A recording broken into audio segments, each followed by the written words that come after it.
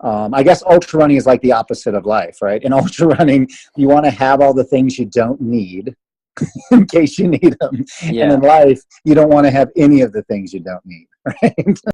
Hello, everyone, and welcome to the Ultra Running Summit series. I'm your host, Eric Brummel, and my guest today is David Clark. David went from the rock bottom of bankruptcy, addiction, and obesity to becoming an accomplished athlete. David's life was spiraling towards death. He spent years eating recklessly, drinking and drugging himself, and growing farther and farther away from everyone around him. One day, the thought occurred to him, if I don't change today, I will die. David then went on to completely redefine himself, his values, and his very way of looking at life. He lost over 150 pounds and kept it off. Not only that, but he competed in some of the toughest endurance races in the world. Today, David is a loving father of three, a running coach, sponsored athlete, public speaker, best-selling author, podcast and radio host, gym owner, and happiness guru. He's dedicated to sharing the story of how we can all revolutionize ourselves if we want to badly enough. So thanks for being here with me today, David. How are you?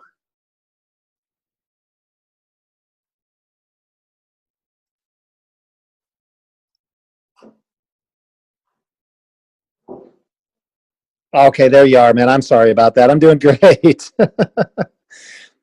I heard you, and then somehow I had muted my microphone, so I apologize about that. Okay, no worries. But I'm doing great. I'm Yeah, doing great. so what were you busy with today? Tell me how your day went. Oh my God, dude, are you serious? Let's My day started at like 4 a.m. responding to emails and messages and tweets and things like that, and went to the gym, trained a couple clients, grabbed a 20 miler on the treadmill, Holy picked up moly. my kids, had lunch, came back to the house, worked on the podcast, and we're still going. Yeah, wow, you packed it all in a day. That's incredible. Hey I, man, every day is precious, right? yeah, every day really is. And you only have 24 hours. And I mean, every minute counts when you really think about it that way. Well, and it's funny because for me, I'm at the place in my life now where I treasure the days like today, where they're just packed and they're full and there's abundance everywhere, and I treasure the days where I don't do anything except sit and chill and kind of take in the silence too. Hmm. Does it stress you out being so busy? No, not typically, because the things that I'm doing now are the things that I'm choosing to do. And it took Mhm. me quite a few years to get to the place in my life where I had the gift of being able to do that. But no, not too much. I remind myself that if I'm feeling like there's things that I have to do, then I need to change how I feel about those things. Mm. You know what Yeah. I mean? Like it's that thing that's kind of like we're taught to do the things that we love, and then it'll seem like it's never work. But I Hmm. try to go at it from a little different perspective and always try to find love in whatever it is I'm doing, because if I couldn't do the things that I'm doing now, I'd probably wish I could. Hmm. Yeah, stress is a big problem for a lot of people. And I think it's just that they feel they need to do things or they should be doing things that aren't truly what they love. So then they get caught up in a lifestyle that doesn't suit them. 100%.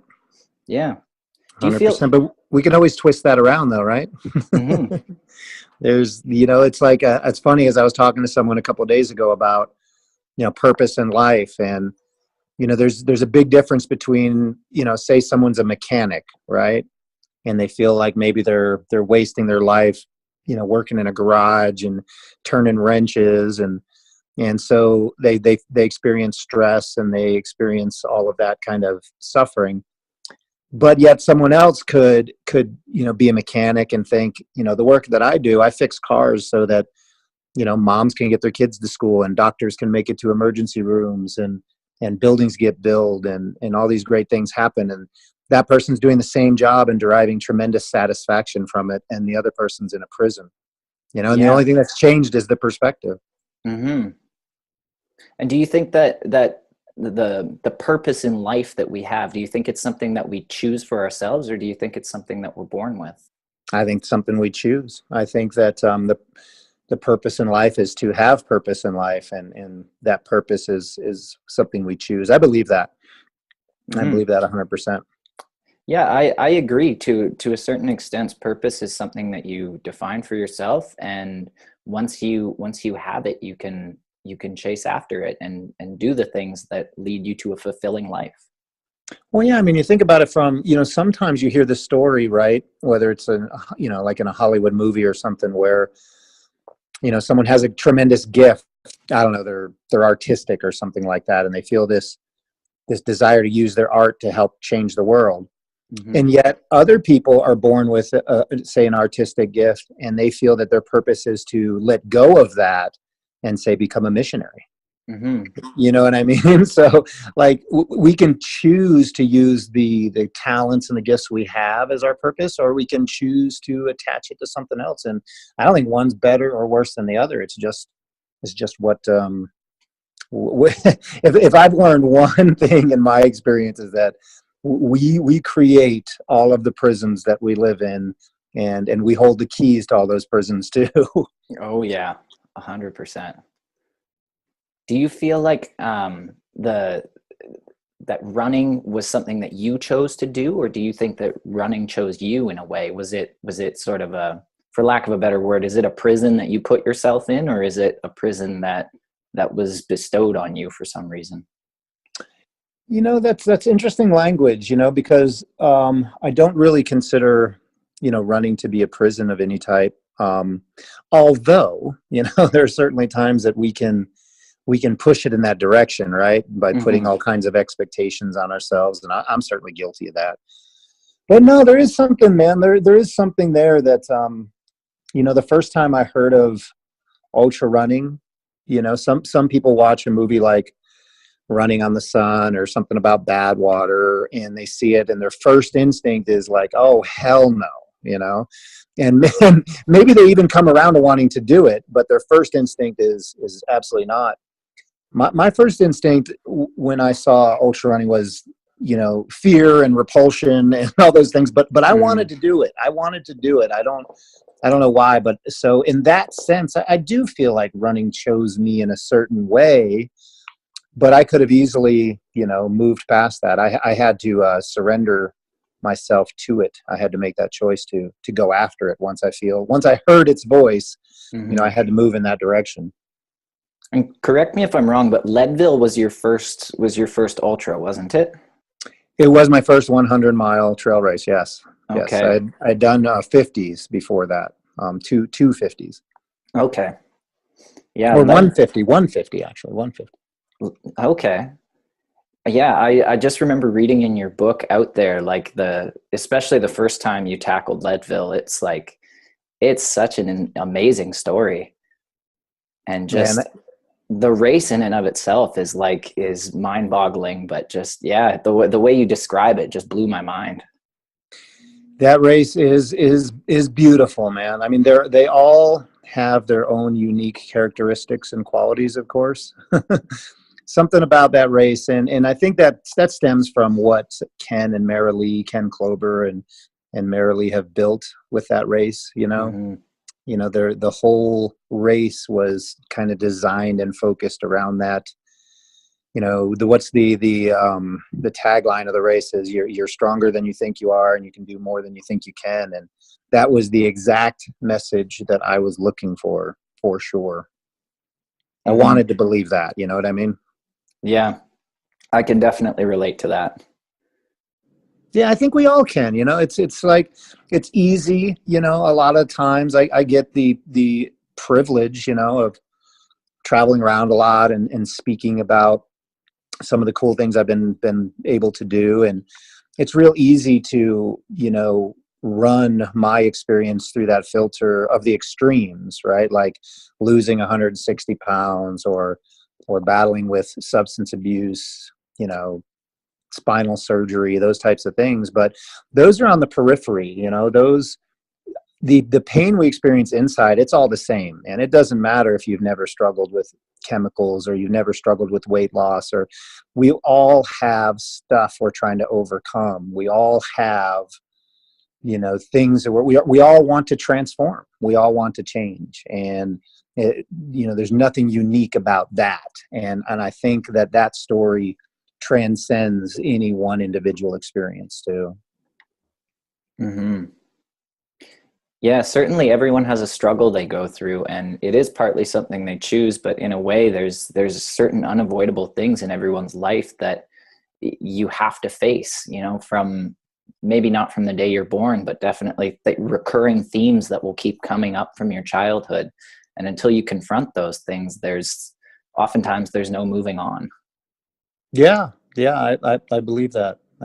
I think for me, it was trying to differentiate between the concept that bad things happen, but bad things don't happen to us. You know what I mean? Like there's a tendency to personalize everything. At least there was for me. Oh yeah. Why is this always happening to me? Why did this happen to me?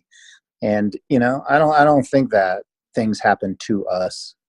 I think things just happen. Yeah. And if you're interpreting things internally like that, it's not going to matter what happens. It's going to always feel like it's happening to you.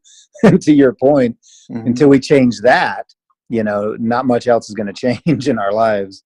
Yeah, life just happens, and we're just kind of blessed to be part of it. Yeah, I like that. Absolutely. Yeah. Does running have a spiritual aspect for you? It's so much to the point that I rarely equate it to actual running anymore. You know what I mean? Like sometimes I have to remind myself the simplicity of the physical act of running, that it's really about, putting one foot in front of the other and traveling a, certain amount of distance. It's because it's always about something other than that for me these days. It's about, being present in the moment. It's about breathing. It's about, locking on to whatever spiritual kind of goal or aspiration I bring to it, and sometimes I have to like dumb it down, especially in racing. Sometimes, you don't want everything to be, Homer's Odyssey.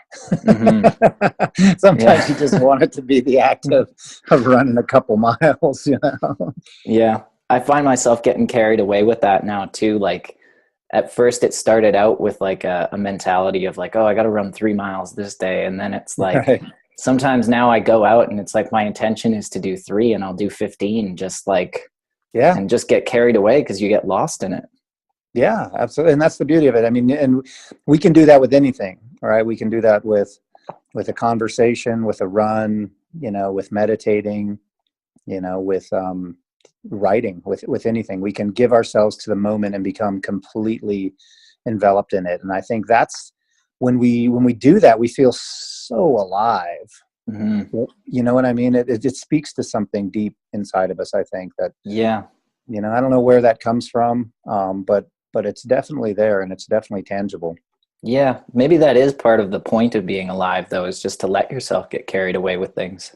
Oh, 100%. Absolutely. We're always talking about, unplugging from the grid or what, like, oh, I need to just disconnect from it all. And I couldn't disagree more. Yeah. Yeah. You don't need to disconnect. You need to connect. Yeah. Connect with other people, even just like within a community. Yeah, for sure, man. And that goes to addiction, right? Addiction is the disease of isolation. We make it lonely by isolating ourselves, but we're only lonely because we cut ourselves off from the world. Yeah. Wow. Yeah, that's so true. Yes, sir. Speaking of community, you live in Boulder, and that's sort of like the epicenter as far as ultra running goes in the world. Maybe Chamonix, France, or like Auburn, California would compete with it. But what's it like living in Boulder? Man, it's pretty insidious, the way it just kind of worms its way in and you don't really realize it. You find yourself saying things like, I'm only going to run 25 miles today, or, I'll give you a great example. I was on Sanitas here in Boulder. So it was a few months ago, and I was doing 10 loops of Sanitas. And it's for those that don't know, it's a a 3-mile loop. It's got about 13 or 1400 feet of elevation gain in the first mile. So Whoa. it's a real ass kicker. And I was with some other friends and we were doing 10 loops of it. It's going to take us all day. And, I was going down the backside, and it's a really busy, very popular, hiking route. And I passed a friend, and we just struck up a conversation. He's like, "Oh, what are you doing?" And I told him he's doing loops around Sanitas. And he was like, "Yeah, I just ran out from the res, and I'm going to run over to touch Bear Peak and South Boulder Peak, about a 40-mile run." And as we were having this conversation, this lady was hiking by, and she stopped, and she said, "This is the most Boulder conversation ever." like that's it, man. Like, Yeah. but I'm kind of thankful for that in a way that,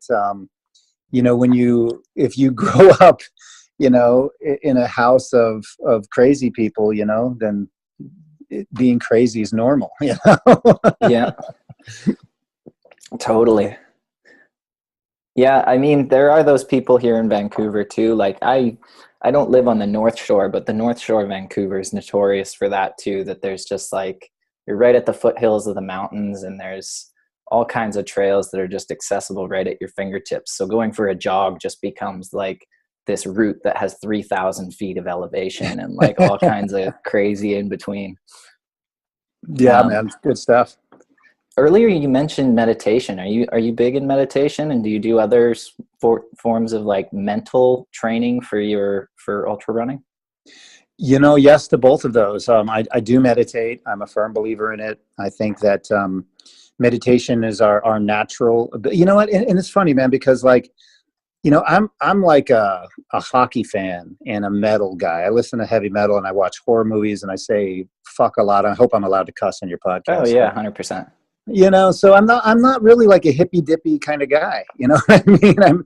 But I am a believer in what works, and my diet practices and my spiritual practices work. They serve me well in my life, so I engage in them. But I do meditate, man, and I believe it's our body's natural way of combating. You mentioned stress.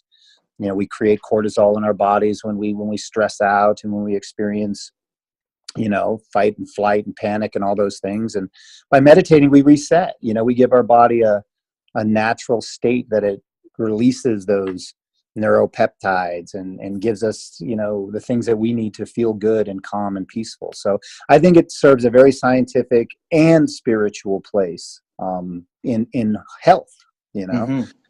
And so I am a firm believer in meditation. And it's something that I used to kind of overlap because sometimes I meditate a lot while I run. Mm-hmm.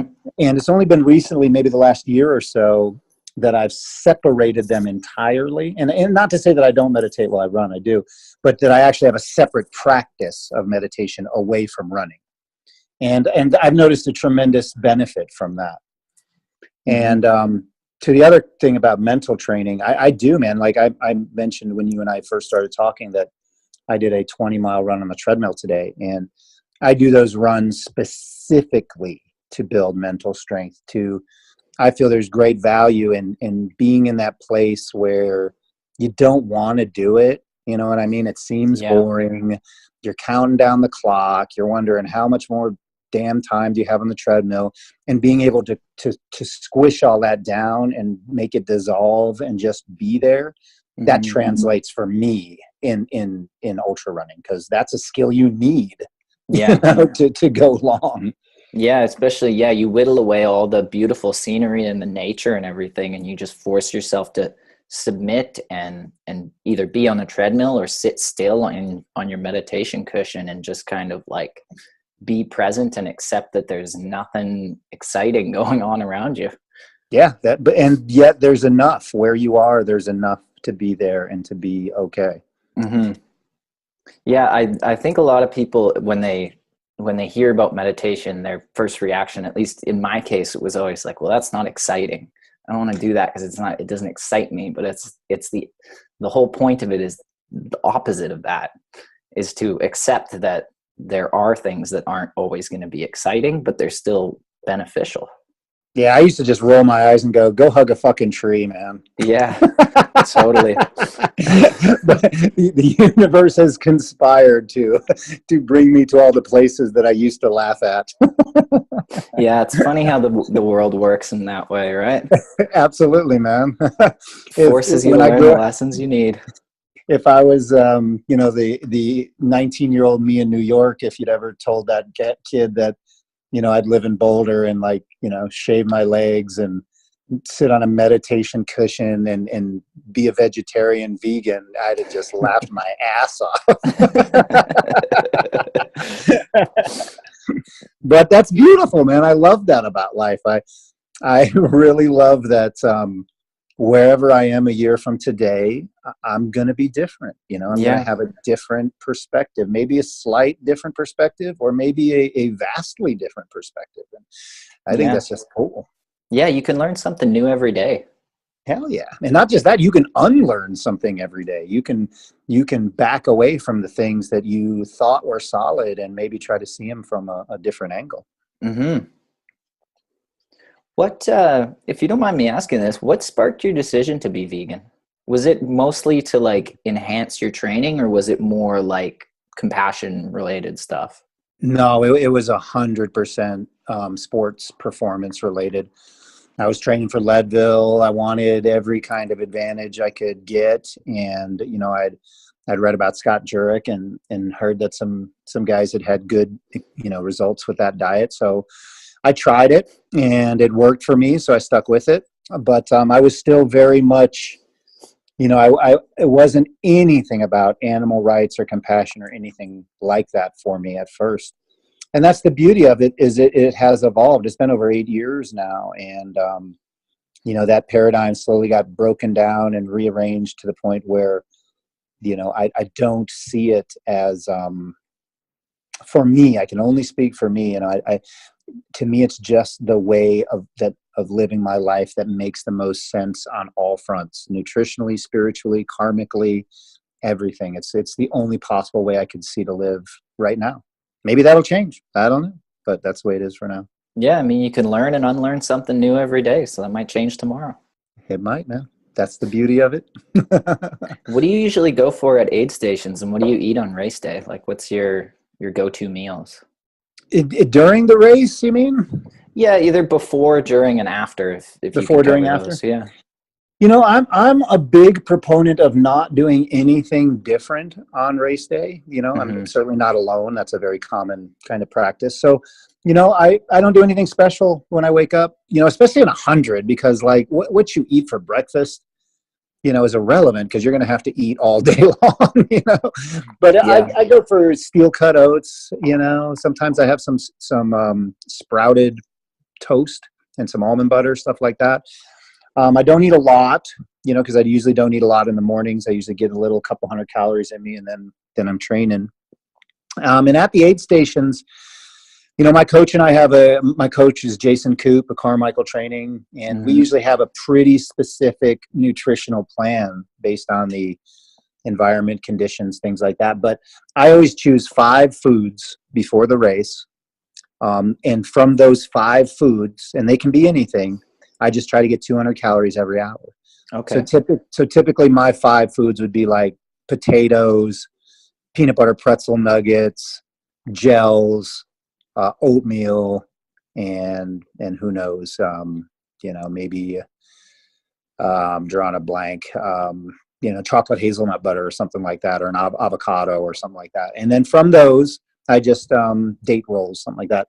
Just choose, whatever sounds good within those 5 foods, and that's where I try to get all my calories for, because I know I can process them. Hmm. And I make those. I typically try to choose my 5 foods based off of what's going to be at the aid stations, Right. because I just don't like to carry a lot of crap. You know Yeah, what I yeah. mean?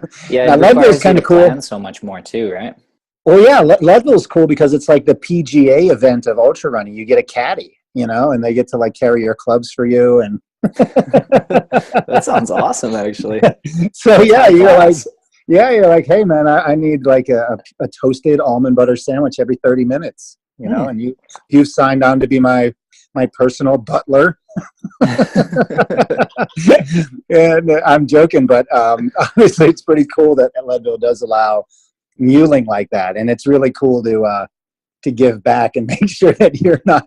Sometimes you got to be the mule too, you know. Yeah, it goes back to that community thing, right? Like, Yeah,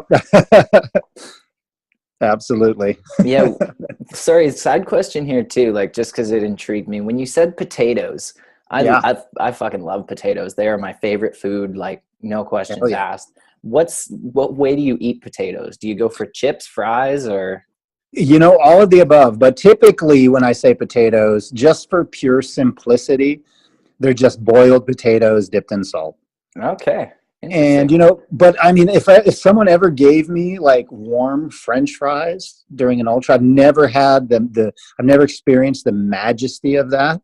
But if Okay. it were to happen, it would probably be heaven. Yeah. But you know how it is, man. Like nothing really sounds good when you're running. Yeah.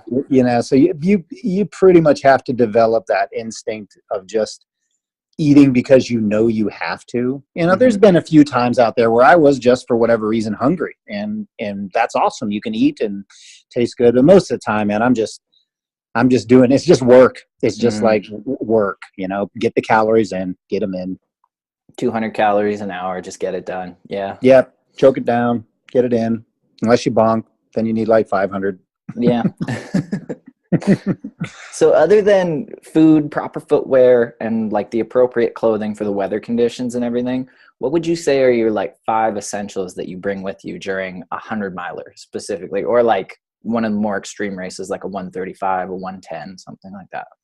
Now, are you including like intangibles, like mindset and stuff like that, or just like physical kind of preparation? I was thinking more like in your pack, but if you want Yeah, to yeah, throw yeah. in some mental stuff, that's cool too.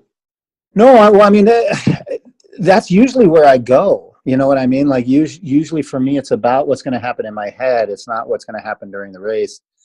That having been said, I've made some pretty big mistakes. I showed up at the Javelina 100 with no water bottles once because I was so worried about mental preparation. So I'm by no means like necessarily the person that should be giving advice. But I do make sure, for me, being spiritually ready is the most important thing, because I can overcome water bottles, right? Like I borrowed some. I just Yeah. I grabbed someone at the finish line. You know how the ultra community is, where we're all in this together, and someone gave me some water bottles. That problem was solved. But if I'd have showed up there unprepared to battle with the times where it's going to be low and the times where I'm going to want to quit, I can't get that from someone else. I can't Hmm. get that from an aid station volunteer or from my pack. So I gotta go into it, for me, knowing, accepting and surrendering to the fact that no matter how well prepared I feel, or no matter how motivated and happy and excited I am to be there, that there's going to become a time, more likely than not, where I'm going to want out. You know what I mean? I'm going to want to quit. That's going Yeah. to seem like an attractive option, even though that doesn't make sense at the starting line, but it's going to make sense at some point. Hmm. So as long as I'm prepared for that, and I don't have any like secret ninja moves to fight demons, but I know that the best way for me of tackling those guys is to just not fight them. You know what I mean? Like accept what happens. If at some point I start trying to talk myself out of continuing, I just don't have that conversation. You know what I mean? It's like, I think I said it on my podcast last week with Mishka Shabali. I say, fuck you, me. you know, Hmm. fuck you, me. I'm not having this conversation. I know you're a liar. I've lived with you my whole life. You told me to keep drinking, Yeah, all you those nights. trickster. Yeah. So that's usually where I focus. But outside of that, it's, trying to make sure that you're not going to let the obvious things beat you. You know what I mean? Like you don't want to let hydration beat you at bad water, right? You don't want the heat to beat you at bad water. You don't want like not having trekking poles to beat you going over Hope Pass. You want to Yeah. avoid the avoidable mistakes. Yeah. So that's That pretty makes me much it, though. Yeah. Yeah, that makes me realize I need to get some trekking poles. Yeah.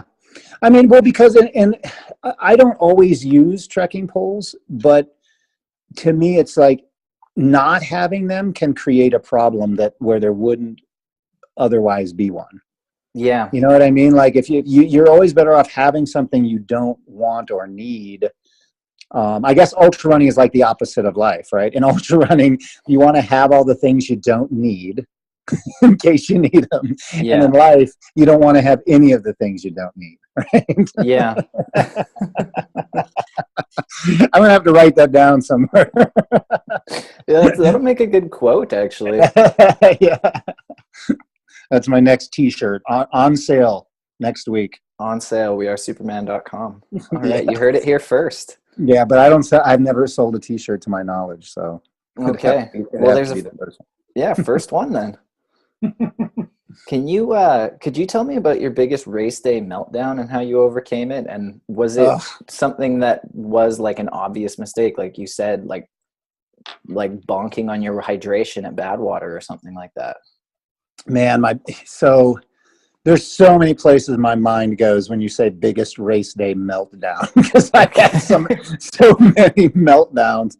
But I think I've had some of these. It's funny. Like the arc of my life is very similar to the arc of my ultras. I tend to have these like meteoric rises and then subsequent, falls down into the abyss, and then I rise back up, and so that kind of follows me everywhere I go. But one of the things that jumps out to my mind is this time where I decided to do the Silver Rush 50. I think it was 3 weeks before Badwater, and I did want to do a longish run as my final training run before Badwater. But I was actually doing a book signing at the Silver Rush 50, and I got offered a spot in the race, and I was just really conflicted about, because you know how it is, you can convince yourself either way, like this is a good idea, this is a bad idea, this is a good idea, it's a bad idea. And I carried that with me literally to the starting line, to the point where my girlfriend Courtney was there, and as they were like counting down the start, I was like taking a step towards her, meaning I'm not going to run the race, and then turning around, taking a step towards the starting line and going back and forth as they were counting down. So that was a pretty uncomfortable starting line. Yeah. And so then I eventually started with the race and spent like the first 5 or 6 miles just in total inner chaos, every step trying to convince, hey, if you're going to turn around, you better do it now. If you're, you get too far in this. And eventually I just, I went, you know what, you're here, dude. Just go. Just go. Fuck you, me. We're doing this. Yeah, we're doing it, man. It would have been okay if you would have said no, but you said yes, and now you got to stick to it, right? Mm-hmm. And it turned out to be a great race. It was fun, but that was that would have been a very funny one if like someone were recording that for playback at a later date. Yeah. It's kind of what you said though earlier, is about showing up mentally and spiritually prepared. And if you're not there at the start line with that toolkit, then like it may not go well. Right. Yeah. And I'm just glad that luckily I'd been to war enough times to where I eventually did get it, because it would have felt, I think what ultimately made the decision for me is it wouldn't have been a failure to not do the race, but it would have felt like a failure if I started it and then dropped out. Mm-hmm. It's like you don't have to do anything. You don't have to ever run. I've already told myself that at this stage of the game, man, it doesn't matter if I never run another race, if I never finish another race, none of that matters. But what does matter is finishing what you start. You know what I mean? Like you don't have to do anything, but if you're going to do something, then you owe it to yourself, that relationship you have with yourself, to follow through, because there are going to be times that are really important, that aren't just 100-milers or aren't just, races, that are real important life shit. And if you don't have that relationship with yourself, that you see it through even when it's hard, it's going to be hard to really summons that when you need it the most, when it's really, really hard, like, I don't know, like going through divorce or going through, real life shit. Yeah. Yeah. There's an element of, you need to be able to trust yourself that when you get to that starting line, or you get to that that problem, that wall, you persevere and you go through it and you follow through with the commitment that you made. Yeah, 100%, man. How do you feel, how do you push past a wall when you're in a race and you feel your mind is like playing tricks on you? And is there some sort of mantras you have, or some sort of, like, how do you channel reserve energy, I guess is what I'm asking. Yeah, that's a great question, man, because, I've had that, we've all had that like second wind, that rebirth that happens in ultra that's so amazing, where you literally go from wrecked on the side of the trail to flying down the trail. Yeah. But for me, it's like, it's you can't be in that state of flux, when you're having the argument, the internal argument, you're never going to find strength there. You know what I mean? Strength comes when we search for it. Not when we need it. We need it when we're struggling, when we hit that wall, but it won't actually come until we search for it. And that means, eating the banana and the peanut butter and then trying to run instead of, trying to convince yourself to do it. You know what I mean? Like, you got to take the action. You got to really, really be there and be willing to eat that pain. You know what I mean? Like, if you draw that line in the sand and you take the quitting component out of the picture, the internal chatter stops. As soon as you draw that line and say, well, I don't know what's going to happen, but I'm not quitting. That changes everything, because then you have only one option: stay out here, or I guess you have two: stay out here all night long, or get the fuck back to the starting line, right? Yeah, exactly. And that focuses you, and not only does it focus you, I think, like spiritually, mentally, but even your biology, your resources become allocated to that.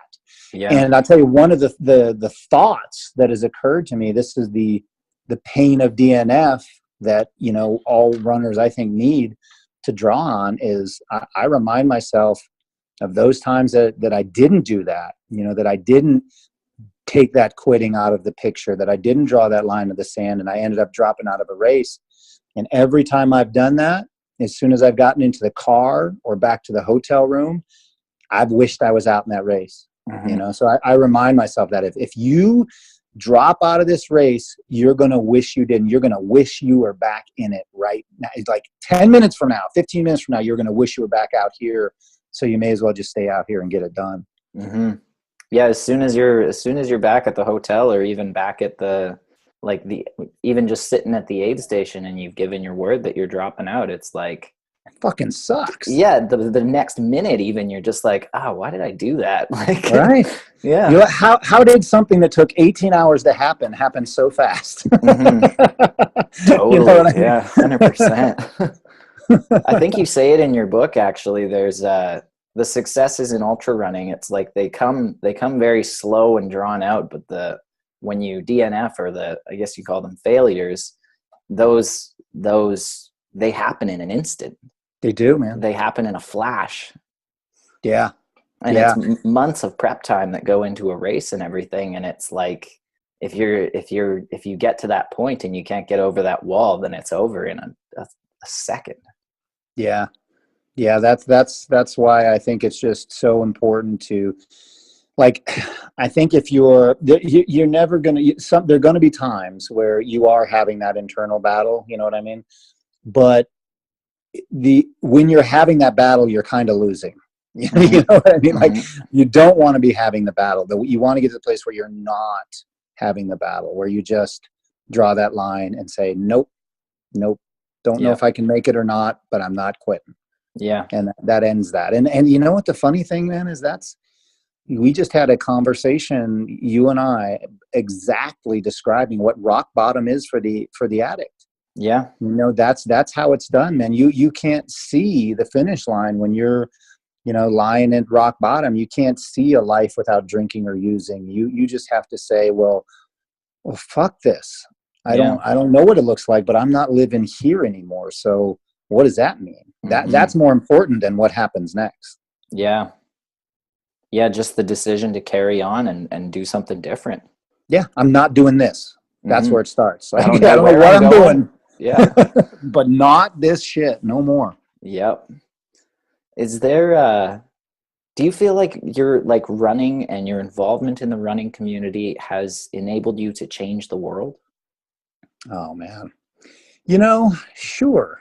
Yeah, I think I do believe that on some level.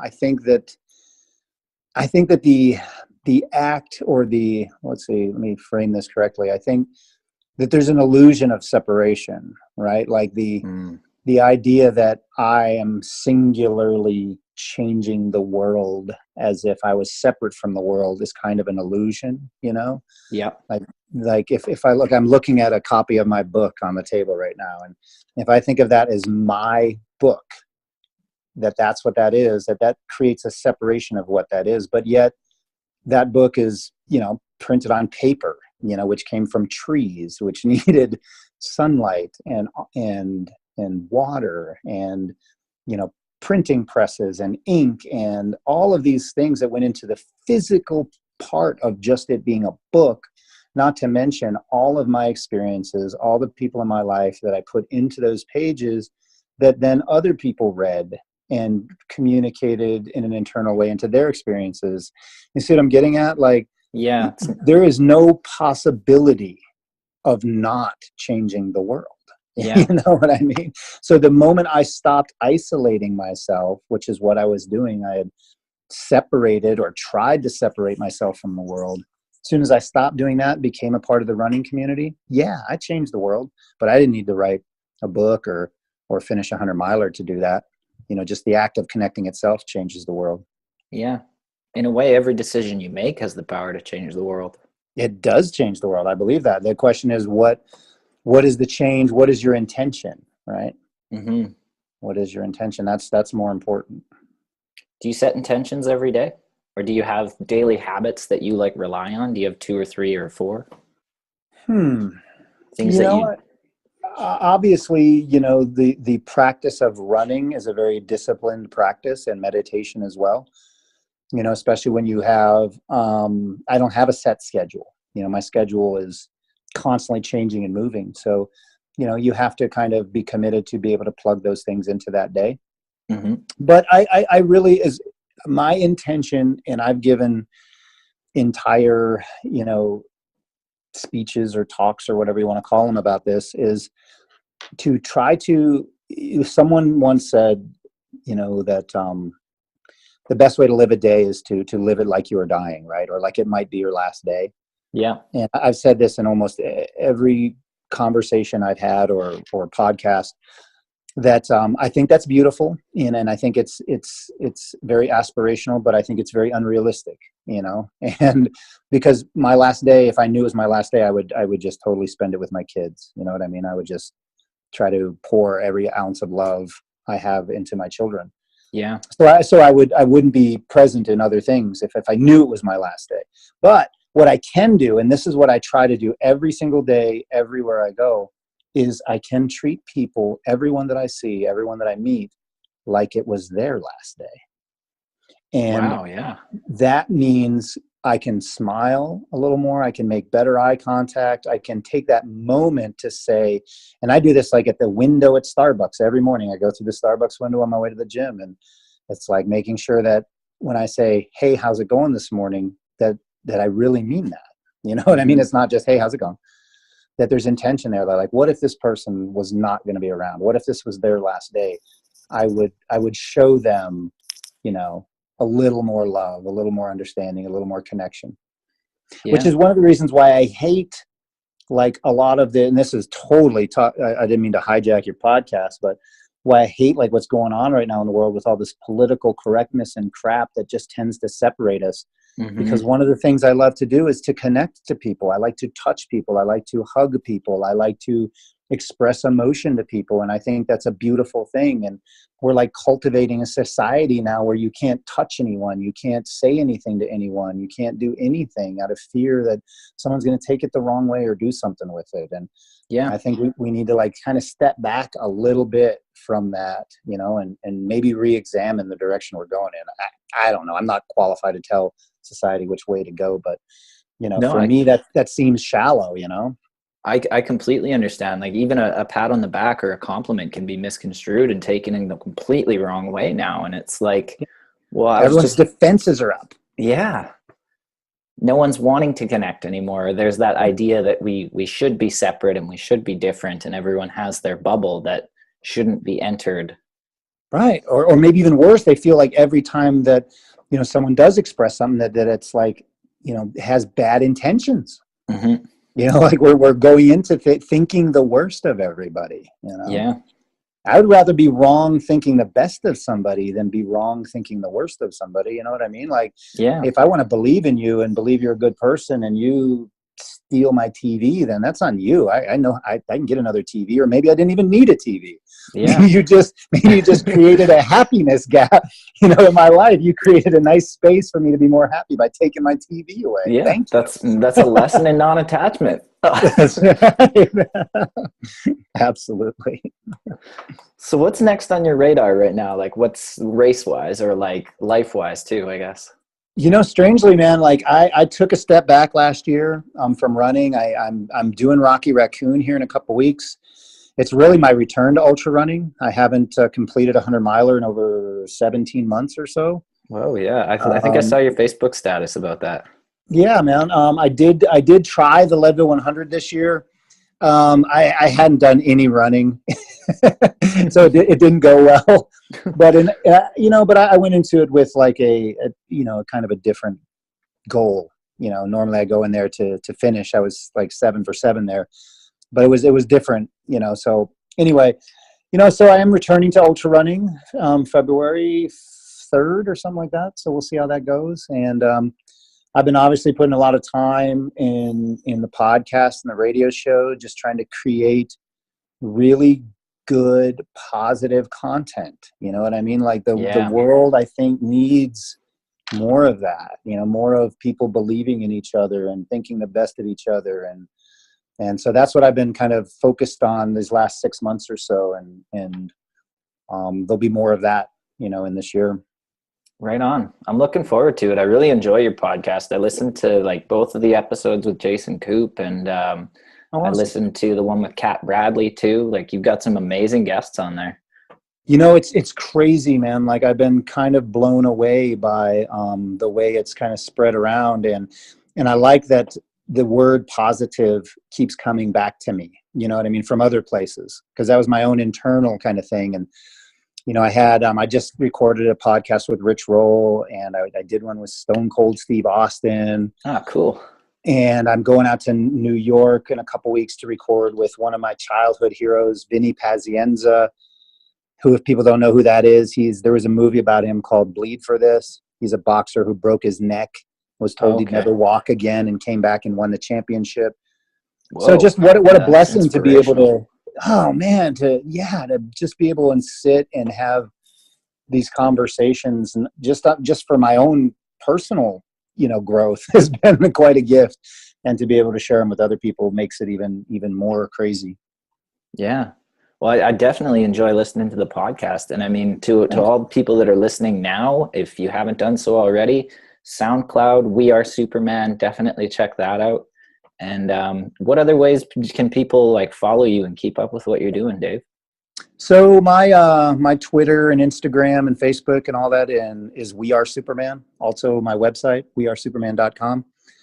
So that's usually the easiest way. My son started the We Are Superman thing when I finished Leadville. It's in my book out there. He said that he thought I had turned into Superman, and I told him, no, certainly not. But we can all be super strong for one day, and that's all it takes to change your life. So that's when the whole We Are Superman thing kind of got launched, and it's been a crazy ride. Yeah. So your books also, people can get your book on Amazon. I think it's a bestseller on there right now. It is. Yeah, it is. How'd that happen, man? It's a great book. Oh, thank you. I appreciate it, man. Yeah, it's on Amazon, and it's in audio too, for those podcast and audio files out there. Right on. Well, yeah, thanks very much for being here with me today. And I really appreciate you taking the time out of your day and your schedule. It's been really a treat talking to you, bro. Likewise, man. Thank you. Thanks for thinking of me, and thanks for what you're doing, man. You're helping people. Likewise, I couldn't say that. I'd say the exact same thing about you. Awesome, brother.